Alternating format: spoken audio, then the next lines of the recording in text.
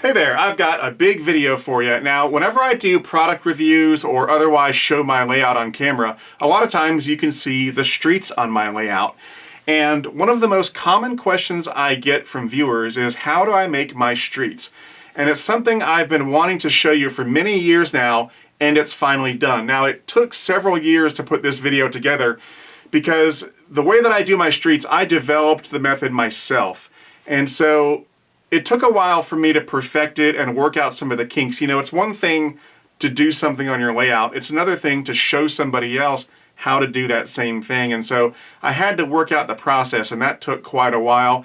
And the other reason it took a while was because, you know, I couldn't just show you how to do the streets, because we're going to make a street today. It's going to have a grade crossing that's going to go over the track. And so I really can't show you how to make the street without showing you how I do my tracks. And if I'm going to show you how I do my track and my streets, I might as well show you how I do the surrounding scenery. So what you're going to see today is really 3 tutorials in one. We're going to lay some track, we're going to make a street with a grade crossing that goes over that track, and then we're going to do some surrounding scenery. And so hopefully after you've seen all this, it'll give you some ideas for what you want to do on your layout. Now, before we get started, I do want to make it clear that what you're going to see me do today, that's the way that I like to do things on my layout. That doesn't mean that you have to do the exact same thing on your layout. You know, when it comes to your layout, there is no right or wrong. It's all personal preference. It's all about what you like on your layout. And so what I'm hoping you'll get from this video is simply ideas. You know, cherry pick the ideas that you like and leave behind the ones you don't, and take those ideas you like and apply them to your layout. Anyway, let's go ahead and get started. All right, we're in my garage workshop, and this is the demo board that we'll be working with today. And on this board, we'll be laying some track with some ballast, and then we'll be building a road, including a grade crossing. Now, this demo board is a scrap piece of Homosote. This is what I have on almost my entire layout. It sits above the plywood and underneath the trains and scenery. So you have your plywood benchwork, and then you have the Homosote on top, which is held down by either glue or screws or both, and then the trains and everything run on top of the Homosote. Homosote is a pressed paperboard material, and it has excellent sound deadening qualities, and that's why it is very popular in the model railroading hobby, because it absorbs the vibrations from the trains rather than having those vibrations being transmitted into the plywood. If you've ever been to a layout where the trains are running directly on the plywood, it becomes very noisy very quickly, and before too long it's actually a little bit annoying and uncomfortable to be in the layout room because it is so loud. But if you have a sound deadening material on top of the plywood, well, then your trains run much more quietly, and it's a much more pleasant experience for your visitors and you. Now, just like everything else in life, the Homosote does have its pros and cons. The pros are that it has excellent sound deadening qualities, and it's also very tough. You can walk on this, you can bang on it, you can drive screws into it, and it's going to take it like a champ. The downsides of Homosote are that it's relatively expensive. A 4x8 sheet will run you about 35, 36 bucks, give or take. And it's also hard to find. You can't buy this at a Home Depot. You have to find a Homosote dealer near you. And the best way to do that is simply to go to the Homosote website at homosote.com, and they have a dealer search tool that'll find a dealer in your area. A popular alternative to Homosote is something like this. This is that pink insulating foam that you find at Home Depot and Lowe's. It comes in a variety of colors and different brand names, but it's all essentially insulating foam. And it has several pros going for it. It has pretty good sound deadening qualities, not quite as good as Homosote in my opinion, but pretty good. It's lightweight, it's very easy to cut and shape with a razor knife. It's cheap compared to the Homosote. It's about 1/3 the price of Homosote, and it's readily available at any Home Depot or Lowe's. It does have one big downside, however, and that is that if it's lying flat on your layout and you put any sort of pressure on this with maybe your palm or your elbow, or you try to walk on it like me, or you drop a tool on it or anything like that, it will make a dent in the foam, and that dent will not recover. And so you may have your scenery all done and looking pretty, and then you're doing some work and you rest your palm on the layout or your elbow, and all of a sudden you've got a big nasty dent in your scenery that you now have to try to deal with and try to hide. And so for that reason, I don't like to use this on the flat areas of my layout where there may be any sort of pressure applied. Let me give you an example. And this is kind of an extreme example, but here's a hammer. I can pound on the Homasote all day and I won't make a dent. I'd have to really lay into this thing to make a dent in the Homasote. However, with the foam, it's got a dent, and that is a permanent dent that will not recover. And you know, a less extreme example, you know, you're working on your layout, you're doing some scenery, and you rest your elbow on it, and then when you're done, look at that. There's a dent in the foam. So like I said, that's why I don't recommend using this type of foam on the flat surfaces of your layout where you might put some pressure on the foam. Now I do like this stuff, and I use a lot of this on my layout, but I use it in spots where it's not going to have any pressure put upon it. So I use it in my mountains and in my tunnels and so forth, and it's great for that because you can cut it and shape it. It's wonderful, but on the flat areas of my layout, I prefer to use Homasote, and that's what I would recommend to you. If you want to go the cheaper way and use the foam, that's okay, but I'm just going to say at that point, proceed at your own risk. Anyway, getting started, the first thing we want to do is prep our surface. As I said, Homasote is a pressed paperboard material, and in its natural state, it will very easily soak up fluids, which is not very conducive to a layout because we're going to be using watered down glues and so forth, and we really don't want the Homasote drinking that up. So what we're going to do is seal the top of the Homasote with some latex paint. Now, I've already painted this years ago, but I'm going to do it again just to show you how it's done, and also just to clean this up and get rid of this writing back here and so forth. So what we want to do is use just the cheapest latex paint we can find.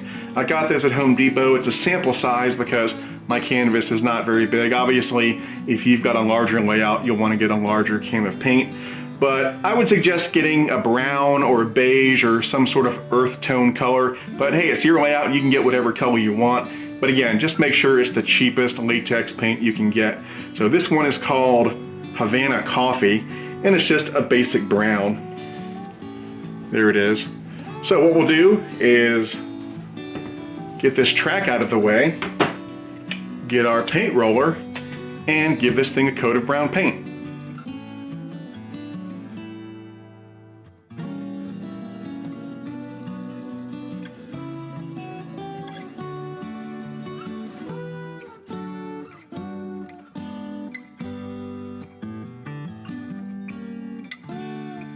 All right, there we go. Now keep in mind, this doesn't have to be absolutely perfect because other than right now, nobody's ever gonna see this painted surface. The only purpose for the paint is to seal the Homasote and to provide a little bit of an earth-toned undercoat for the scenery that we're gonna put on top. So this is the first layer of many, and when we're all done, you won't be able to see this at all. Anyway, let's let the paint dry thoroughly and then we'll come back and get started with the track. So this is the road bed material that I like to use. It's a product called Flex Bed, and it's a vinyl road bed. It's made by a company called Hobby Innovations up in Tennessee. Their website is hobbyinnovations.com. Unfortunately, you can't order this online with a credit card. You have to print out the order form and send it in the mail with a check. So it does take a couple weeks to get your order, but in my opinion, this is the best road bed in the business, so it's worth the wait. Now, they make their flex bed in several different gauges and several different thicknesses. This is the O-scale version in a 1/4 inch thickness. And they also make several different cuts. So this is the default cut, and it's got the 2 outward facing angles so that you put it on the table, you put your track on top, and you've got nice road bed. They also make another cut which looks like this. And it's got 1 outward facing angle and 1 inward facing angle. And this is for doing multi-track setups. So this is your first track, and then this butts up against it, and you keep on going, and you can have 2, 3, 4 tracks, whatever you want. So it's pretty handy like that. They also make a large rectangular piece that is perfect for putting under switches or other custom applications like that. Now, the sort of claim to fame for the Flex Track is that it curves in one piece. So if you're doing a curved section of track, which I'm not doing today, the roadbed curves all in one piece. You don't have to split it down the middle like you do with cork roadbed or other types of roadbed, so it's really easy to lay. Now, it's also very versatile, and I'm going to show you that today because we're not only going to use the flex bed for the roadbed on the track, we're also going to use it for the foundation for our streets. Alright, so we're going to take our regular cut piece like that, and that'll be the roadbed for our track. So we need to cut it to length. So the track's going to go about right here, so we'll cut it about that long. This is just a demo board, so I don't have to be super precise. There we go. And so that's going to sit there, and the track will sit on top. So now we need to glue the roadbed down to the table. Now in the past, I used to use this stuff, 3M Super 77, and it's okay, but lately I've started using a slightly different adhesive, and it's this stuff, 3M High Strength 90. Now I'm not a chemist, I couldn't tell you the difference between 90 and 77, except that this one is much stronger. So what we're going to do is take this and this outside. We want to use this in a well-ventilated area because it does stink to high heaven and it's probably not good to breathe this stuff in. So we'll take it outside and give this a good coat. Once it's got a coat of the adhesive on it, we'll let it sit for a couple minutes to get tacky, and then we'll put it down on our demo board. It's a miracle, it's a sunny day. So we're just going to do a nice even coat.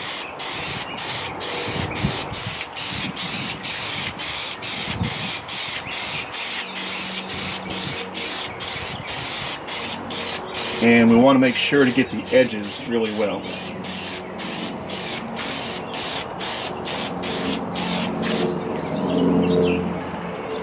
And now we'll just let it sit for a minute. All right, so let's go ahead and stick it on here.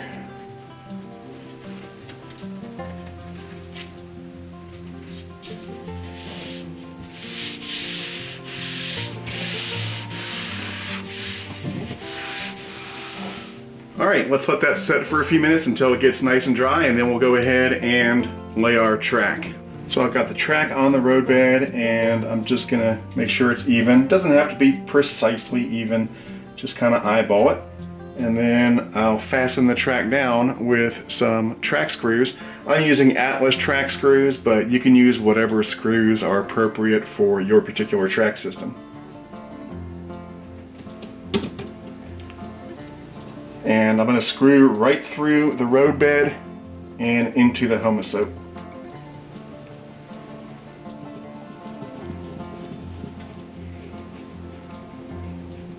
With the screws in place, let's check to make sure the track is nice and level on both planes, and yeah, it is.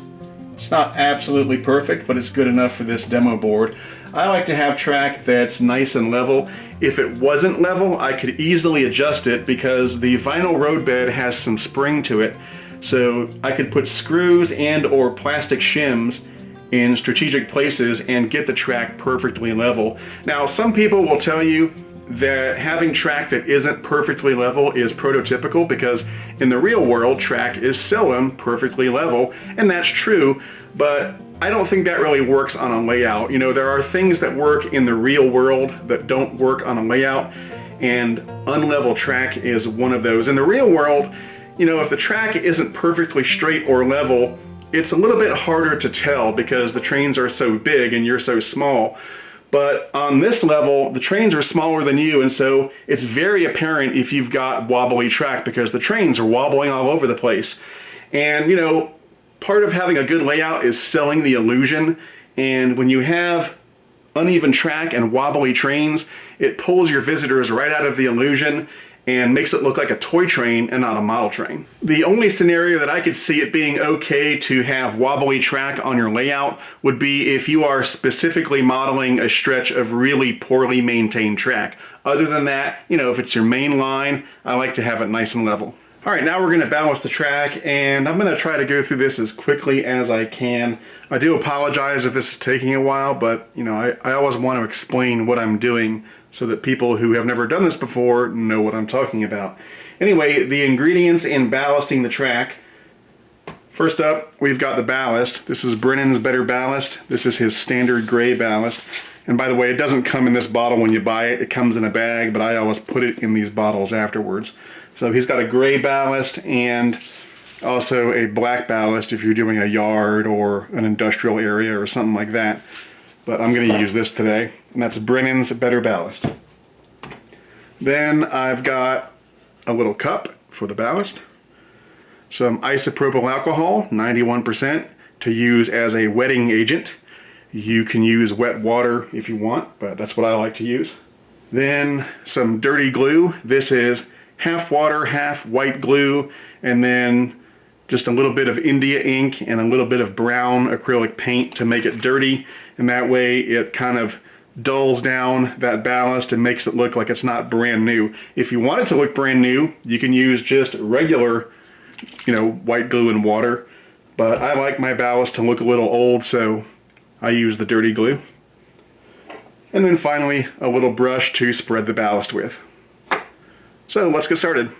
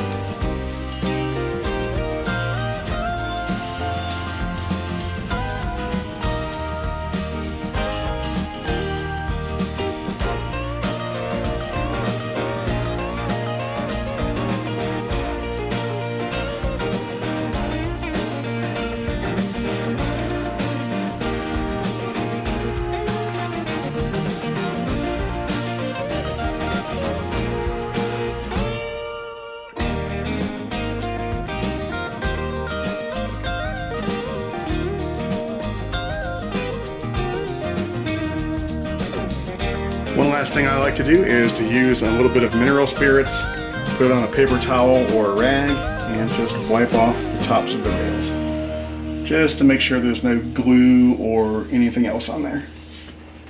Alright, now I'm going to let it dry overnight and we'll be back. Alright, everything's nice and dry, and at this point the track is complete. So the next phase of our project involves building a street that's going to intersect the track and include a grade crossing. As I said earlier, we're going to be using the flex bed material for our streets as well as the road bed for the track, like you've already seen. So let me explain why this material works so well for streets. The width of a railroad track is not too far off from the width of an automobile, and that's why it's relatively easy to outfit an automobile with rail wheels so that it can run on the track. And the road bed is just a little bit wider than the track. So if we put this right here and bring up an O-scale automobile, look at that. It's the perfect width for one lane of traffic. And as I said, they make two different cuts of these straight pieces. There's the one with the downward beveled angles, and there's this one that has one downward and one sort of inward angle. So that means we can put them right next to each other, and normally you would do this for two tracks, but if we put these right next to each other, we've got two downward angles on each side, which is nice. And now here's one direction of traffic and here's the other. It's absolutely perfect. What's more, if we wanted to, we could keep on adding additional strips of flex track to add more lanes and make a wider street. But for today's purposes, we're going to stick with a 2-lane street. Now, of course, right now, this really doesn't look like a street because it's just gray vinyl. It's not the right color. But what we're going to do is we're going to glue these strips down kind of like that, and on the other side of the track as well. And then once it's glued down, we're actually going to pave this with an asphalt material so that when it's done, it'll look fantastic. So let's take our 2 strips and get them where we want them and right up against the ballast. And then we'll cut them to the right size.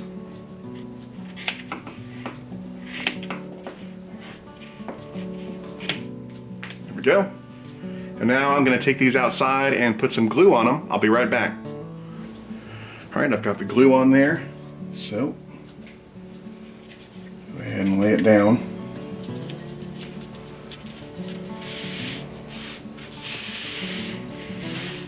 And we'll do the same for this side. And you can see I've sprayed some glue on the inward bevel so that it'll get right up against there and stick to the other piece.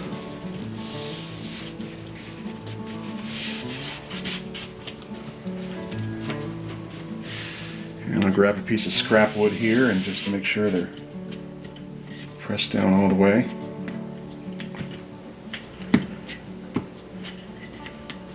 These need to be glued down really well. You don't want them bubbling up.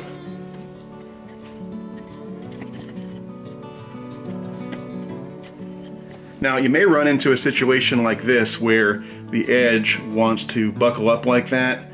You don't want that. You want it all down nice and firm. So what I usually do in these situations is get a little CA glue or super glue and just put a little bead down.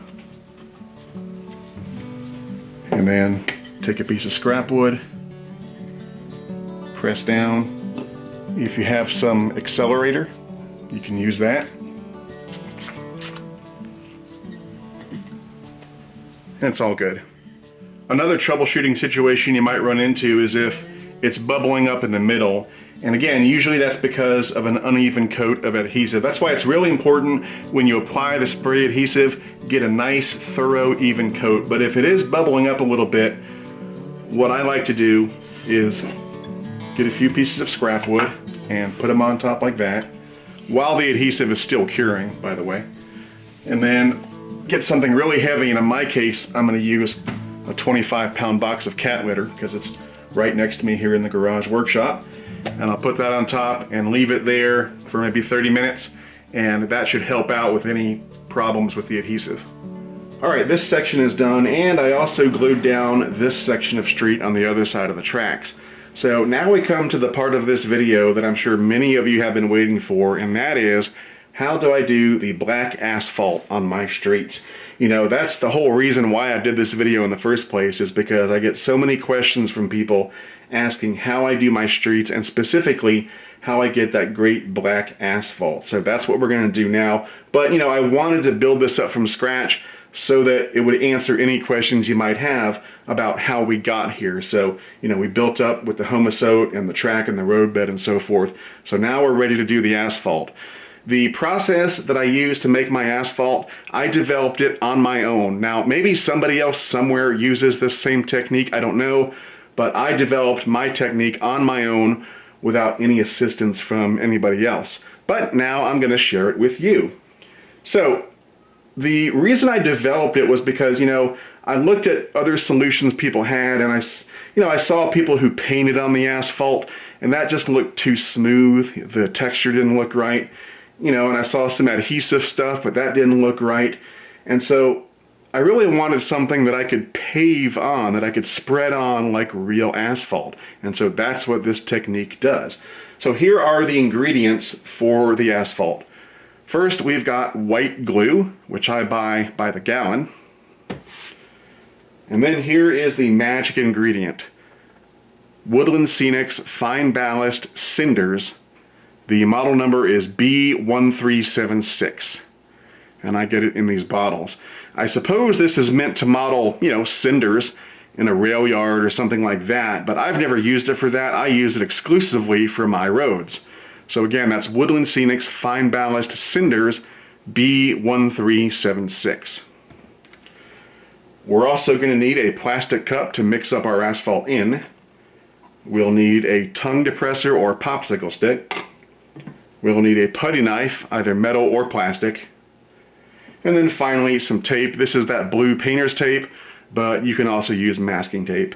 So we've got all our ingredients. Let's get started on the asphalt. So we'll start by prepping our work area with the blue painter's tape. So we'll get a length about yay long. And we're going to go right down the edge of the street, and we're going to put the tape at the top of the bevel, not the bottom, because we want the asphalt to be on top and not coming down the sides of this vinyl roadbed.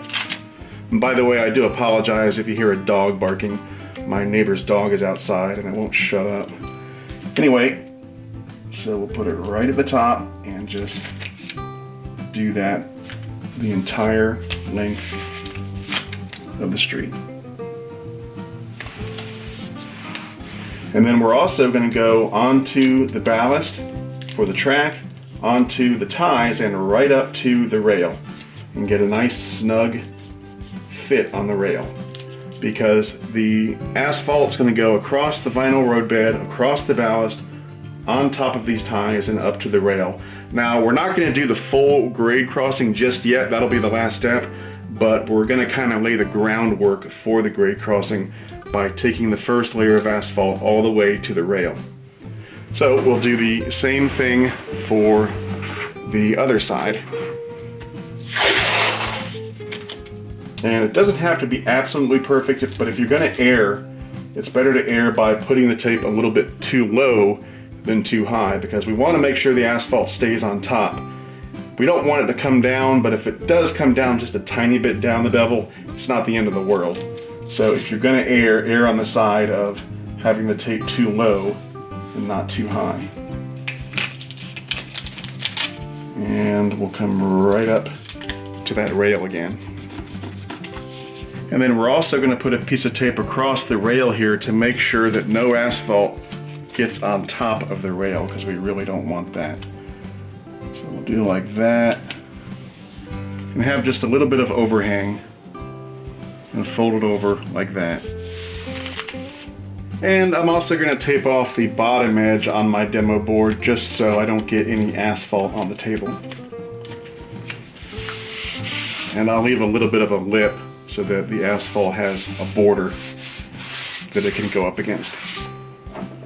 Now, you may not have to do this step on your project, but for my demo board, I'm doing it because I just don't want any asphalt going onto the table. And we'll do the same thing to the other side here as well.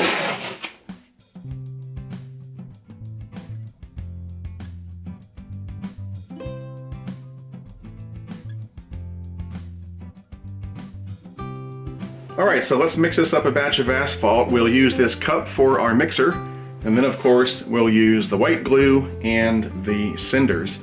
Now, I wish there was a magic ratio that I could tell you for white glue and cinders to make asphalt with the perfect consistency, but unfortunately there isn't. There's kind of an art to it, and you just have to practice and get better as you go along, and eventually you'll just sort of know when you've got the right consistency. But if you're looking for a good place to start, I would say start with a 1-to-1 ratio of glue to cinders and then go from there. Usually that ratio is going to end up with the asphalt being a little thin, a little heavy on the white glue, and then you'll just add some cinders to get it to the right consistency. But it's a good place to start. As for me, what I usually do, because I've been doing this for a long time, is I'll just pour some glue into the cup and then add cinders, stir, add cinders and stir until I've got the right consistency. And you know, what is the right consistency? Well, again, you just sort of have to intuit and know it. If it's too thin, if it's too heavy on white glue, then the asphalt will not have enough body to it. So when you spread it, it'll kind of lay down and spread out like a liquid, and you don't want that. And also when it dries, it'll be kind of glassy and too smooth, and it just won't look right. On the other hand, if you've got too many cinders in there, well, then when it dries, it'll be kind of coarse and gritty like sandpaper, and also it'll make it harder to spread if you've got too much cinders. So again, you have to have just the right ratio. There is a sweet spot.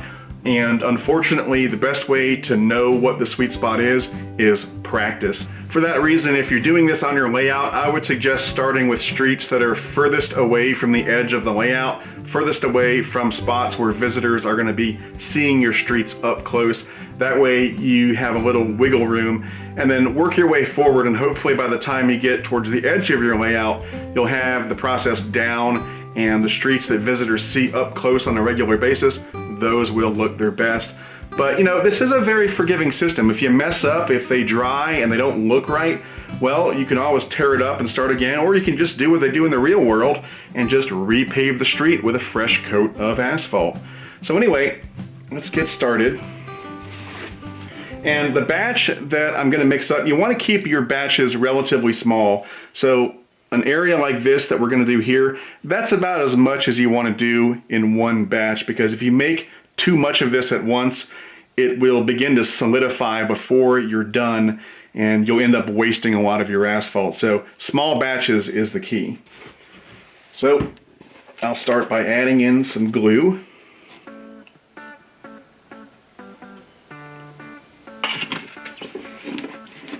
And now I'll add some cinders.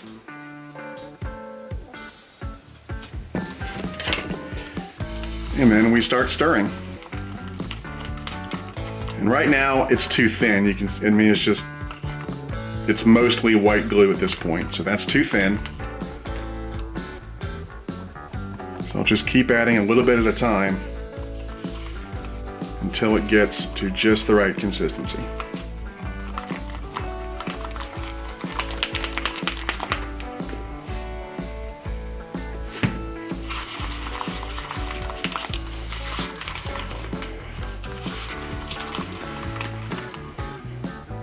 I think we're almost there.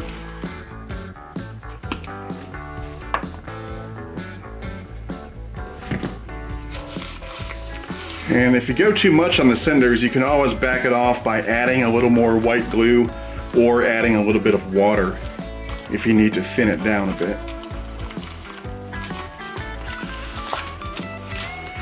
All right, I think that's just about right.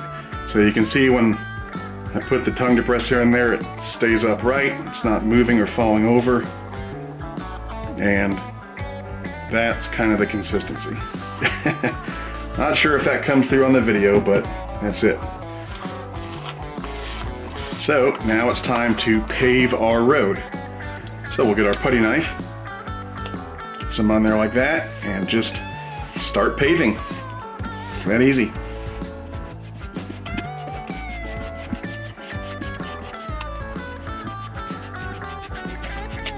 And notice how I'm going right onto the ballast and right up to the rails.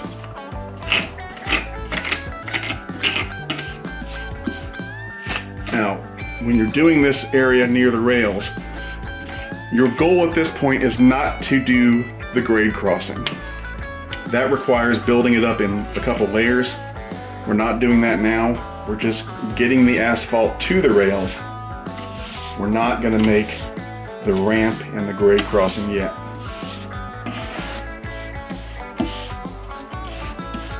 So you just want to keep going until you can't see any of the gray vinyl underneath and you get a nice smooth coat.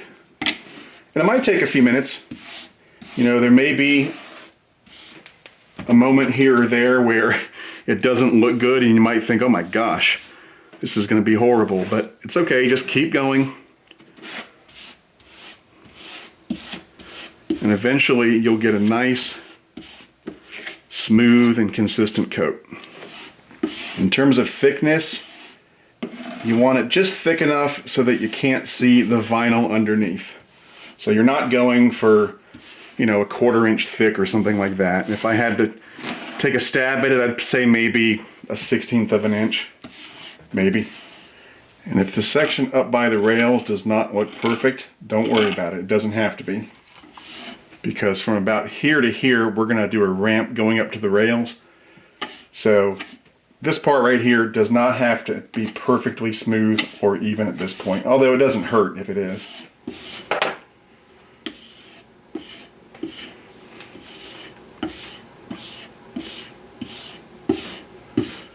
Alright, so now it's looking pretty good. I'm going to remove the tape from either side because I don't want this to dry with the tape in place. And when you take the tape off, it may remove a little bit of the asphalt, but if it does, we can fix that. Alright, so now with the tape off, we're just going to smooth out any consistencies. There's a little bit came off right there, and we'll just kind of smooth it down.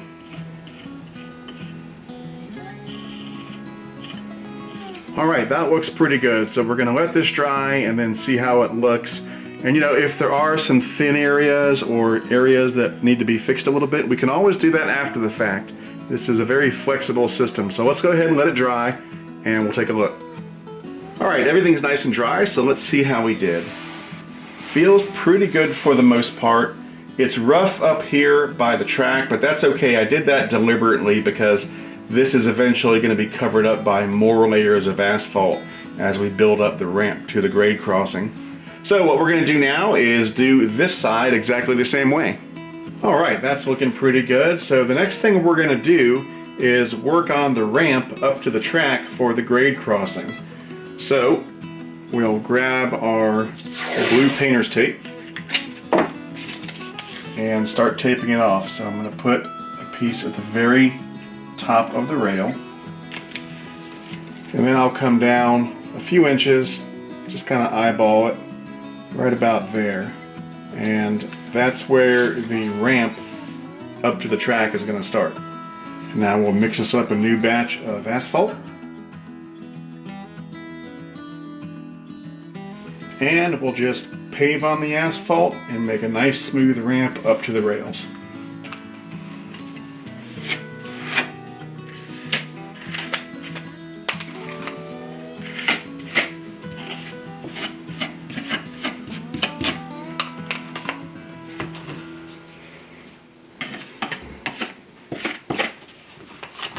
Just want to kind of level it off at the rail. Alright, then we're going to remove the tape from this side, like that.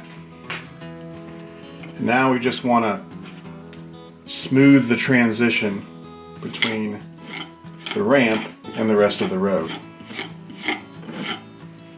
And then up on the rail, what I like to do is get a fingernail in there and just run it down so there's just the tiniest gap between the asphalt and the rail.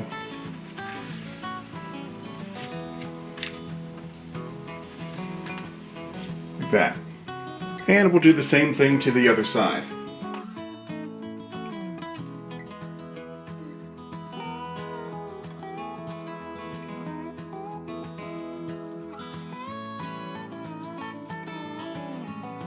Alright, so we'll let that dry. I may have to smooth this side out a little bit. It's a little abrupt here, but we'll see how it looks when it dries. In the meantime, before this layer dries, I'm going to come through with some water on a paper towel and just make sure these top rails are clean. And I'll also come through with some mineral spirits on a paper towel and do the same. I don't want any glue or asphalt drying on top of the rails. Alright, both of the ramps up to the track look good, and you know, it's kind of funny, the new asphalt on the ramps actually looks better than the asphalt that I did before, and that's because, as I said earlier, practice makes perfect. It's probably been about a year or so since I did any road work on the layout, and in that time I've gotten a little rusty. And while I've been shooting this video, I've gotten better as I've gone along. So by the time I got to the ramps, I had done 3 or 4 batches of asphalt, and I can tell the difference. This looks much better. The consistency is there. So probably what I'll do before the end of this video is go back and do a really thin coat of asphalt down here and down here, just so it all looks more consistent. All right, now we come to what is probably the most challenging part of doing the grade crossing, at least for me, and that is filling in the gap between the rails. Now, there are several directions you could go with this. If you wanted to do an older style grade crossing, you could put wooden strips between the rails. Although if you were going to do that, you'd probably also want to put wooden strips on the outsides of the rails as well. If you wanted to do something more modern, you could do some simulated metal planking or simulated concrete perhaps. But as for me, I'm just going to keep going with what I have and do asphalt all the way across. Now the good news is that no matter what material you use between your rails, whether it's asphalt or wood or plastic or what have you, there's only 2 rules that you need to obey. So rule number 1 is that there needs to be a space on the inner edge of both outer rails. And that space is to allow for the flanges on the wheels of your rolling stock and locomotives. So when it rolls through there, that flange needs to be unimpeded. So since I'm doing asphalt for my grade crossings, what I usually do is I use a wood spacer. This is a 3/32 inch piece of wood stripping. I got this at the hobby shop. And as you'll see when I do this in just a minute, I'm going to put these on the inner edges of the outer rails to make sure that no asphalt gets in that space, and that will allow for the flanges to go through unimpeded. If you don't do that, if there's a blockage in there, what'll happen is at the very least the truck will pop up and make a very loud noise.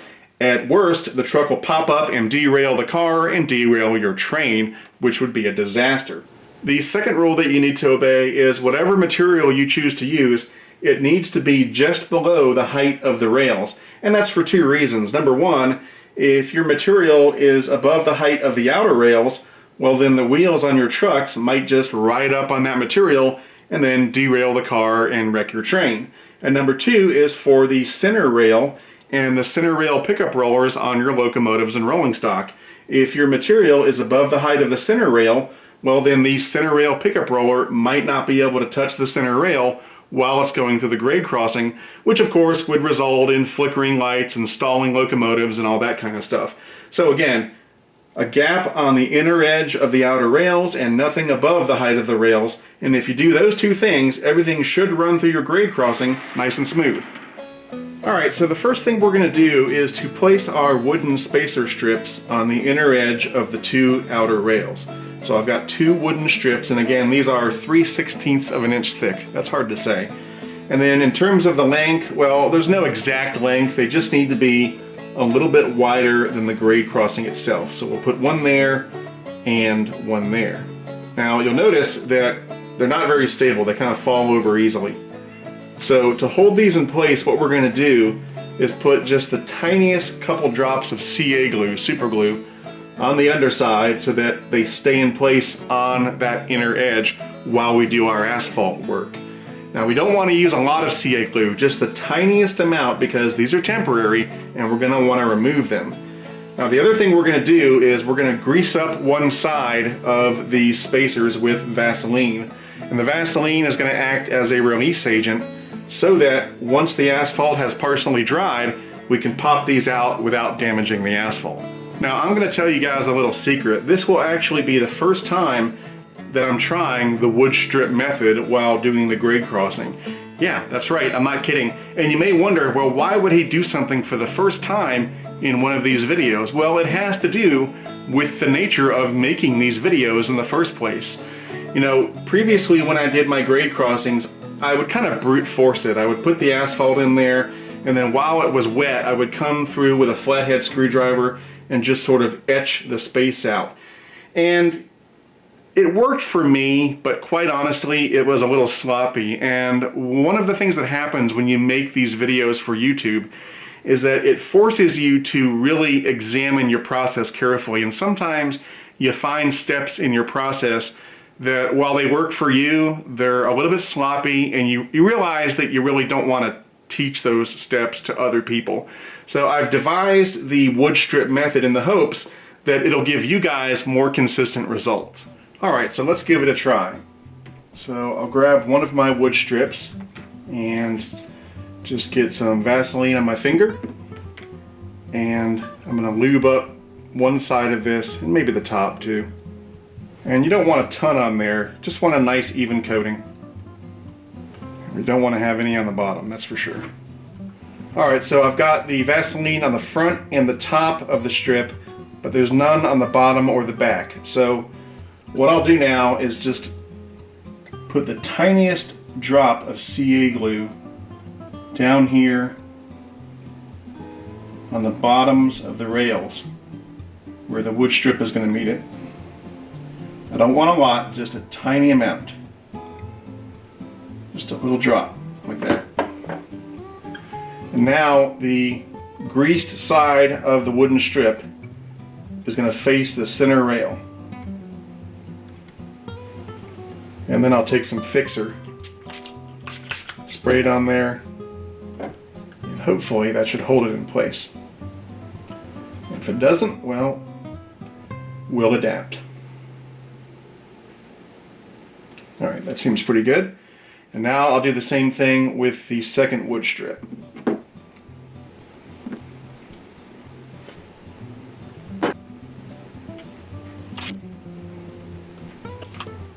Alright, so now I'm going to need a tool that allows me to spread the asphalt in these two channels on either side of the center rail. And of course, the putty knife that I use to do the roads is going to be too wide. So I'll make my own tool. Here's a tongue depressor. So we'll cut off one end and we'll cut off the other end. And then I'll put it right here and make a mark. I just want it to be as wide as one of these channels. I got another mark here. Okay. Now we'll move this aside for a moment. And we'll get something that has a straight edge on it, like this paint stir stick. And set it down like that. So here's my razor knife. And I do apologize for this. I am left-handed, so you're not going to be able to see what I'm doing very well, but there's nothing really much going on. I'm just cutting a piece of wood. Okay. Break it. And it's a little rough, so I'll hit it with some sandpaper. There we go. And now let's bring back our grade crossing and try out our tool. And yeah, that's going to be good. That'll fit right in each one of those channels. Now I'll come in with the blue tape and put it over areas where I don't want any asphalt. So I'll start with right here. I don't want any to drip on the road itself or on the outer rail. And I also want to mark the boundaries for the asphalt that'll be between the rails. I want it to be a little bit wider than the street itself, maybe by about ½ an inch or so. So I'll come out like this. And get a nice tight fit.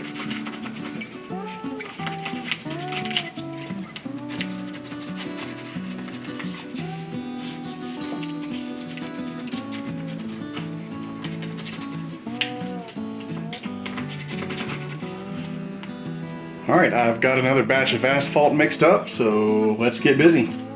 Hopefully this will work.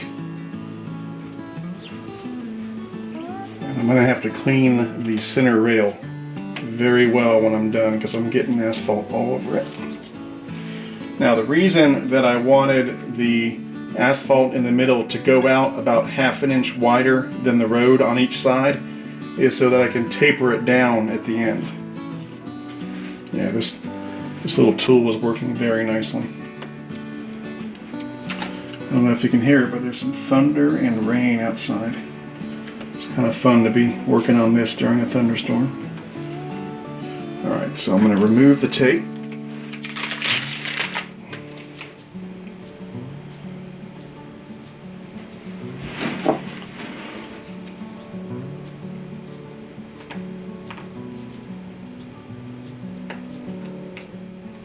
As you can see, there's kind of an art to this.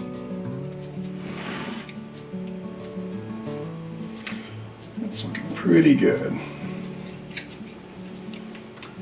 Pretty good.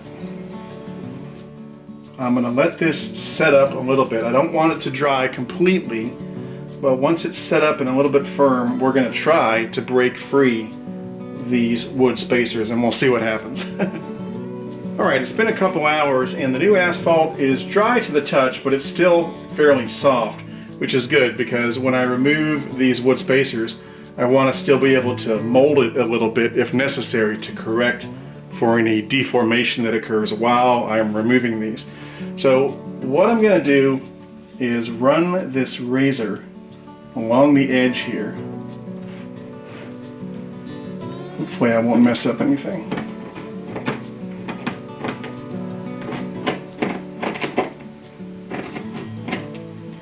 And I'll do it on the other side as well. Just trying to do everything I can to separate the asphalt from those wooden spacers. Okay, so now let's see if we can take it out. Oh, not bad.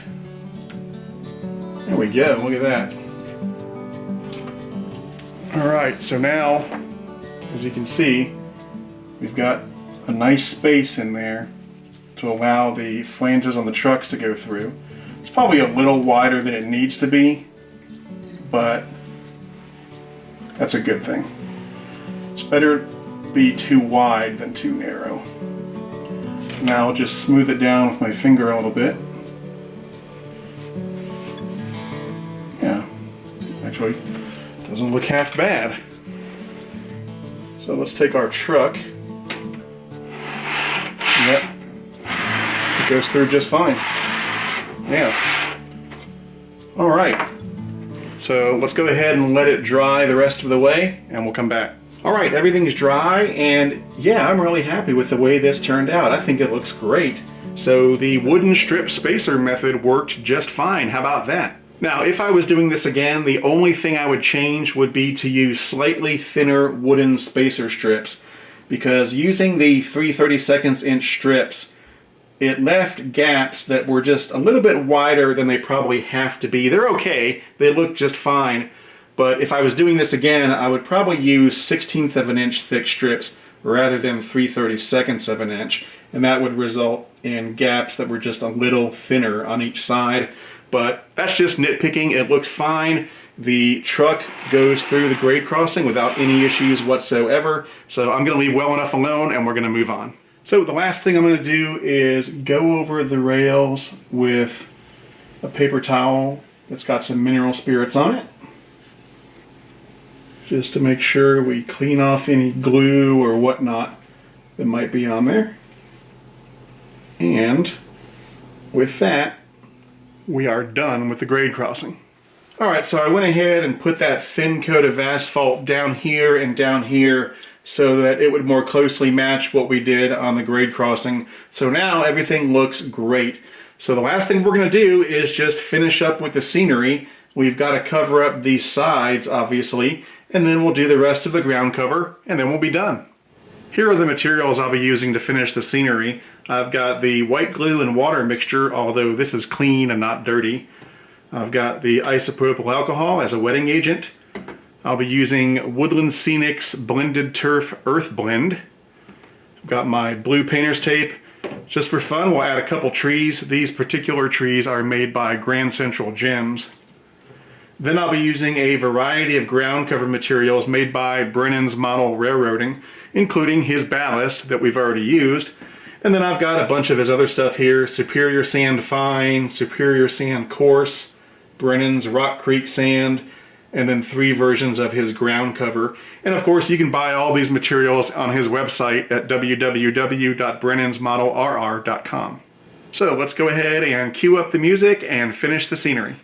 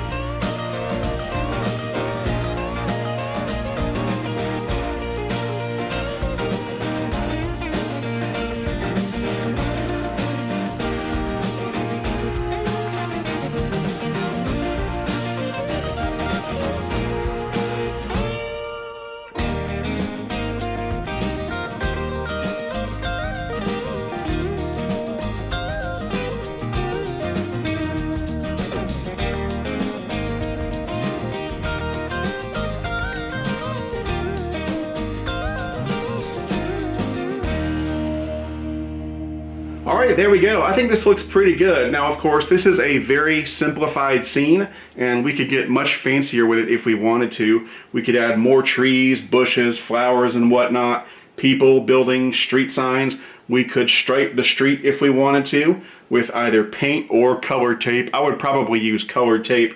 And we could also add a crossing gate to the grade crossing. But of course, adding a crossing gate is a subject for a whole nother video, and maybe I'll do one of those in the future. But at any rate, you get where I'm going. We've got the track, the street, the scenery, and you can take it from there. So the last thing I want to do in this video is show you a couple examples of how versatile this asphalt system can be.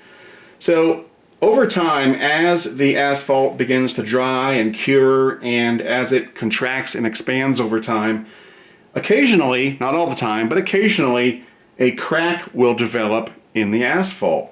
But rather than being a negative, it's actually a positive, and it can actually make your streets look much more realistic, because as we all know, in the real world, asphalt streets develop cracks from time to time, and they have to be dealt with. Now, the asphalt on this demo board is too new to develop a crack, but I've got a street on my layout that has a crack in it right now, so let's go down there, and I'll show you that not only do they add realism to your streets, but they're also kind of fun to deal with. So here's a section of road on the main table of my layout, and as you can see, a crack has developed in the asphalt. And if we spread it apart a little bit, you can even see the gray flex bed underneath. And I think this is just so cool because, as we know, in the real world, roads get cracks all the time, and so do these. So there's two things we could do about it. We could do nothing and just leave the crack as is and sort of have a realistic looking crack in our road. Or we could do what they do in the real world, and we could fill the crack with some tar. Now, of course, we're not going to use real tar, but what we are going to use is this stuff, Woodland Scenics Road System Top Coat Asphalt, ST1453. It's a brush-on asphalt material. A lot of people use this to make all of the roads on their layout, but I just use it for touch-up work. I use it as tar, in a manner of speaking, to fill these cracks. I've got a couple micro brushes here, and we'll use one or both to fill in this crack. So let me get some of the asphalt on this little micro brush. I'll kind of use this to get down deep into the crack.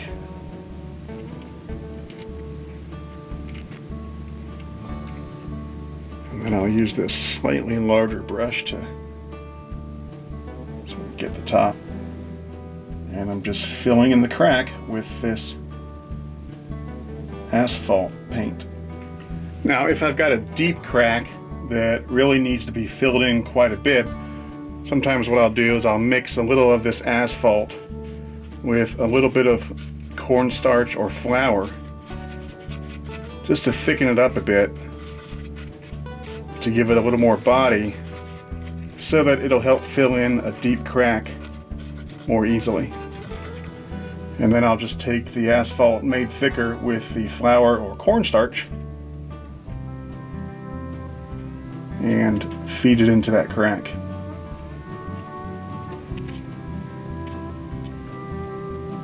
And there we go. I went ahead and filled in another crack right here while I was at it. And yeah, I think this looks great. You can see where the tar was applied. So here's a feature of this asphalt system where at first glance you'd think it would be a hindrance that sometimes you get cracks. But no, that's actually an asset, because ultimately it helps make the roads on your layout look more realistic. Now, while we're down here on the layout, let me show you another cool feature of this asphalt system. We're here in the Carolina room, and here's a section of road I've built. Well, let's say there's some damage done to your asphalt by accident. So let's say something like this happens. Oh no, oh no, look at that. It's all torn up. What are we gonna do? Well, watch this.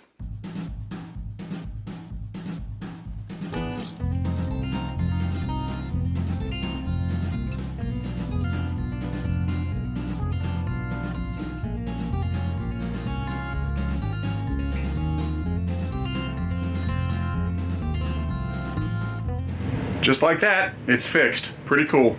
The last thing I want to show you is back up here on the demo board. because the asphalt sits on top of this vinyl roadbed material, it means that we can easily stage construction scenes. So, for example, if I want to do a construction scene where I've got some workers replacing or repairing a sewer pipe, I can do that very easily. So I've got this gray straw here that I'll use for a sewer pipe, and watch this.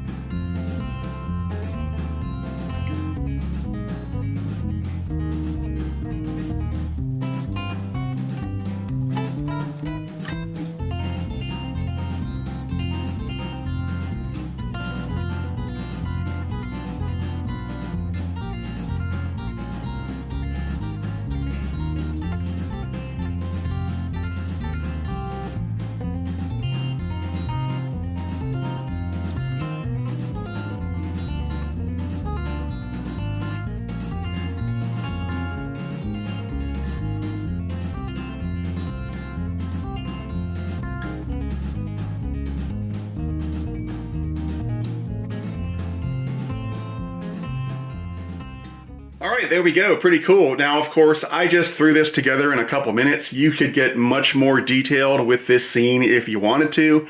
And also, I'm sure there's a plumber or construction worker somewhere who is shouting at his screen right now telling me that I've got this construction scene all wrong. Well, whatever. Hopefully the point's been made and you can see where I'm going. Really, the sky's the limit in terms of scenes you could do on these roads. Another scene that comes to mind is maybe you could do a manhole and have a guy coming out of the manhole like he's running some conduit. And that's just one example.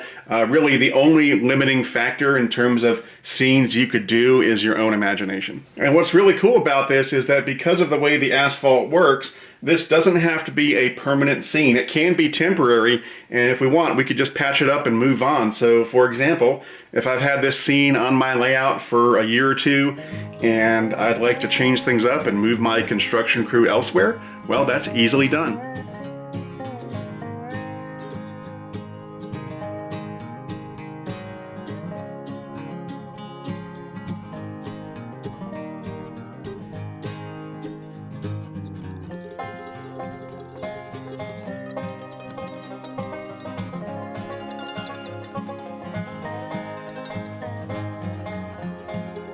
And just like that, we're back to where we started. Now you can see where it was patched. It's pretty obvious. If I wanted to, I could have blended it better so that it wouldn't be so obvious. But in this case, I actually want it to stick out because I think it makes the street look more realistic when you can see some patch jobs here and there.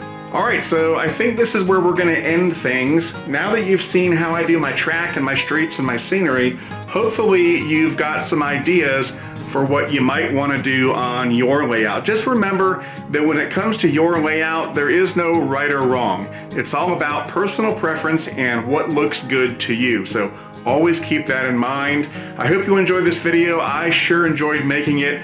It's been a long time coming and I'm really glad that I finally got it done. Now, if you'd like to support Eric's Trains, it would be greatly appreciated. Support makes videos like this possible. So if you want to become an Eric's Trains supporter, that can be done through Patreon at www.patreon.com/ericstrains. Anyway, that's it for now. I'm Eric Siegel, and I'll see you next time.